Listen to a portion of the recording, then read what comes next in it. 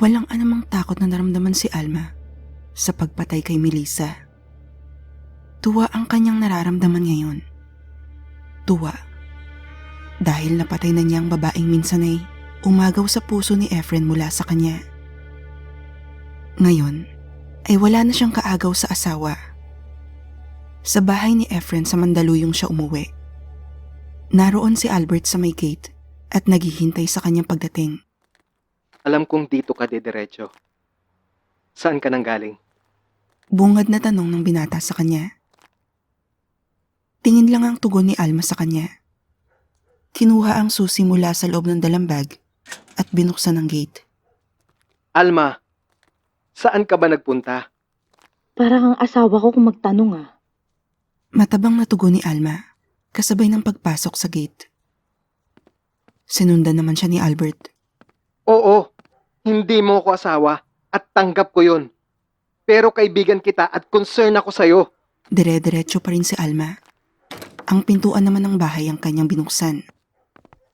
Sinundan pa rin siya ni Albert hanggang sa pagpasok sa loob. 2:00 na ng madaling araw. Nag-aalala na rin pati ang mama mo. Sinabi mo sa kanya? Tanong ni Alma sa pagharap nito sa binata. Paranoid talaga kayong dalawa. Mahal ka namin, Alma. Hindi nakasagot si Alma. Bagkus ay naupo ito sa sofa. Kasabay ng paglapag niya ng kanyang bag sa center table. Ewan ko ba sa'yo, Albert? Hindi ko alam kung tanga ka ba o ano eh. Ba't di ka maghanap ng ibang babaeng aalalahanin mo? Ng babaeng pakakasalan mo? Bumuo ka ng pamilya. Hindi yung nagpapakatanga ka sa akin. Ikaw lang ang babaeng nais kong pakasalan. Ikaw lang ang babaeng gusto kong maging ina ng mga magiging anak ko. Napaka-imposible ng gusto mo, Albert. Baliw kang pangarapin ng mga bagay na yan. Ilang ulit ko bang sasabihin sa'yo? Hindi kita mahal. Tila natulig ang tenga ni Albert sa narinig. Masakit sa pandinig ang sinabing iyon ni Alma. Tinusok nito pati ang kanyang dibdib. Pero nagpakamanid siya. Hindi ipinapalatang nasasaktan siya sa mga sinasabi ng kaibigan. Kailangan niya maging matatag para rito. Anak lang ni Efren ang dadalhin ko dahil siya ang mahal ko. Pero paano kung magdalang tao ka dahil sa ginawa natin? Hindi nakaimik si Alma. Umiwas ito ng tingin. Hindi imposible, Alma. 2 beses na natin ginawa iyon. Anak pa rin yun ni Efren. Dahil siyang mahal ko. Napakunot noo ang binata. Nakaramdam ng kaunting galit. Puro na lang Efren ang naririnig ko sa'yo. Dahil mahal ko siya. Pareho lang pala tayo. Hindi ako mahal ng taong mahal ko. Hindi ka rin mahal ng taong mahal mo. Mahal ako ni Efren. Sabay na patayo sa naramdamang galit. Kung mahal ka ni Efren, hindi ka niya sasaktan. Hindi siya maghahanap ng iba. Hindi ka niya mahal, Alma. Tumigil ka. Pareho lang tayong tanga sa pagmamahal. Pagpapatuloy ni Albert na hindi na napigilan ng pagsabog ng damdamin. Sinasabi mo lang yan dahil hindi ikaw ang mahal ko. Hindi mo matanggap na hanggang pagkakaibigan lang ang maibibigay ko sa'yo. At hindi mo matanggap na iniwan ka ng asawa mo. Pero pilit mo pa rin siyang hinahanap kahit ayaw na magpakita sa'yo. Hindi niya ako iniwan. Ako lang ang mahal niya. Ako lang. Tuluyan ang napahagulgol sa pag-iyak si Alma. Tila natauhan si Albert at bahagyang nabura ang galit. Napalitan niyo ng awa at pag-aalala sa kaibigan. Mahal na ako ni Efren. Katulad ng pagmamahal ko sa kanya. Patuloy sa pag-iyak na napaluhod na sa sahig. Lumapit si Albert at niyakap ang kaibigan. Sorry, Alma. Sorry talaga. Nagpumigla si Alma Bitiwan mo ako. pero hindi kumalas ang binata sa pagkakayakap. Lubayan mo ako, hindi kita kailangan. Hanggang sa mapagod si Alma sa pagpupumiglas ay napayakap na sa kaibigan. Patuloy sa pag-iyak. Napalakas ng yakap si Albert nang biglang makalanghap ng napakasangsang na amoy. Napatayo siya. Nagtataka namang pinunasan ni Alma ang mga luha sa mukha gamit ang sariling mga kamay. Ano yun? Parang amoy patay na daga. Napatayo na rin si Alma. Bakas sa mukha ang biglang pag-aalala, lalo nang magumpisang maglakad si Albert upang hanapin ang pinanggagalingan ng amoy. Napatingin si Alma sa itaas ng hagdanan. kinakabahan.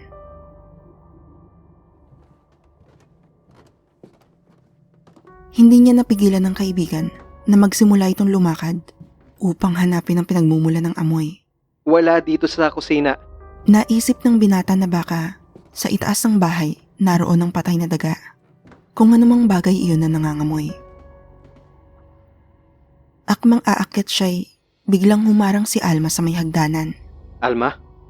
Nagtataka nitong sambit. Hindi ka pwedeng umakyat, Albert. Pero bakit? Basta hindi pwede. Nagsimula na itong maiyak. Alma? Bakit? Anong meron sa itaas? Pagtatakang tanong ni Albert na pinunasan ng mga luha ng kaibigan gamit ang sariling mga kamay. Sabihin mo sa akin, Alma. Anong problema? Bakit ayaw mo akong paakyatin? Hindi pwede, Albert. Magagalit sa akin si Efren. Umiiyak na itong tugon na labis namang ipinagtaka ng binata. Kapag nakita ka niya sa itaas, baka lalong hindi niya ako balikan. Napatingin siya sa itaas ng hagdanan. Bahagyang napaisip. Naalala niya ang sinabi noon ni Alma sa burol ng kapatid. Ang dapat na pinapatay, ang mga taong nagdudulot sa atin ng kalungkutan. Ang mga taong may kasalanan kung bakit nagdurusa tayo. Sila, Alice. Sila. Sila ang dapat mamatay at hindi ikaw. Sila. Pareho ng sinabi nito noong araw nang kausapin niya ito dahil sa pag-aalalang baka magpatiwakal din katulad ng kanyang mga kaanak dahil sa labis na kalungkutang dinadanas sa kasalukuyan. Hinding-hindi niya daw kikitlan ng sariling buhay. Bagkus ay ang buhay ng taong nagbibigay ng dahilan upang magdusa. Dahilan upang mabuo ang isang hinala sa isip ng binata ngayon. Lalo at binanggit ni Alma ang pangalan ng asawang si Efren. Alma, kailangan kong umakyat. Hindi nga pwede, Albert. Magagalit sa akin si Efren. Baka lalo niya akong hindi balikan. Patuloy ito sa pag-iyak. Napansin niyang magulo na at wala na sa katinuan ng mga sinasabi ng kaibigan. Nakaramdam siya ng awa. Niyakap niya ito. Wala kang dapat ipag-alala. Hindi magagalit si Efren. Alam kong ito ang nais niyang mangyari. Bulong ni Albert kay Alma. Pero natatakot ako. Ayokong malaman niya ang nangyari sa atin. Ayokong makita niyang magkasama tayo. May intindihan niya ito, Alma. Huwag kang matakot. Halika't samahan mo ako sa kanya. Wala siya sa itaas, Albert. Pero natutulog siya doon. Hindi pa natin siya nahahanap, di ba? Oo, Alma. Hahanapin natin siya mamaya. Nakumbinsi niya ang kaibigan na wala na sa katinuan. Pumayag na itong umakyat sa itaas. Sumakay ang binata sa hindi matinong pag-iisip nito ngayon. Labis naman siyang nangangamba na maaaring totoo ang kanyang iniisip. Lalong lumalakas ang amoy sa kanilang pag-akyat. Sa kwarto ng mag-aasawa sila tumuloy. Lumigid ng tingin si Albert. Wala naman siyang makitang kakaiba. Ngunit ang mabahong amoy ang nagsasabing naroon ang bagay na kanyang hinahanap. Dumiretso sa malaking cabinet sa silid ng kwartong iyon si Alma. Hindi pa rin matigil ang pag-iyak nito. Patawarin mo ako, Efren. Nagimbal si Albert sa nakita. Nang buksan ni Alma ang pintuan ng cabinet na iyon, tumambad sa kanya ang inuuod na bangkay ni Efren. Napaatras pa siya't napasandal sa pader ng silid na iyon. Efren, umuwi ka na, please. Pagkausap ni Alma sa bangkay ng asawa habang patuloy sa pag-iyak. Akmang yayakapin nito ang bangkay ni Efren ay mabilis siyang pinigilan ni Albert. Bitawan mo ko. Kailangan kong gisingin ang asawa ko. Para bumalik na siya sa akin. Di ba? Umiiyak na rin si Albert habang pinipigilan si Alma sa pagpupumiglas nito at pagnanais na mayakap ang bangkay na asawa. Wala na si Melissa. Wala na tayong problema. Bumalik ka na dito. Ang umiiyak naman na mukay, Unti-unting napalitan ng ngiti, ngunit patuloy pa rin na bumabagsak ang mga luha. Pinatay ko na ang babae mo.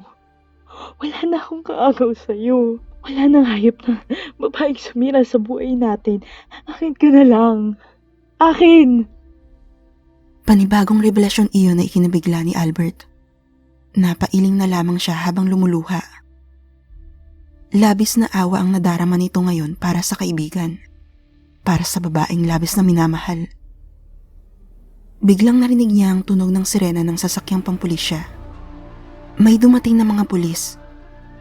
Naalarma ang binata.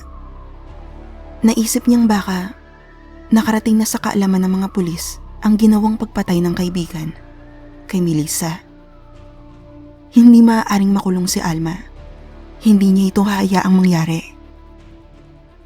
Binuhat niya ang kaibigan na patuloy pa rin sa pagpupumiglas kahit nanghihina na. Kailangan ako ni Efren. Bitawan mo ko. Dumaan sila sa likod bahay. Itatakas niya si Alma. Ayaw niyang makulong ito. Hindi pa man nakakalayo ang dalawa ay nawalan ng malay si Alma. Huminto si Albert sa kalyeng iyon at niyakap ang kaibigan. Umiiyak itong tinititigan ang mukha nito. Akong bahala sa'yo. Hindi ka nila pwedeng galawin. Huwag ka mag-alala. Babalikan natin si Efren. Ngunit, huli na ang lahat para sa kanilang dalawa. Mabilis na nakaikot sa kalyeng iyon ang ilan sa mga pulis. Doon ay naabutan sila ng mga ito. Wala nang nagawa si Albert dahil napaligiran na sila.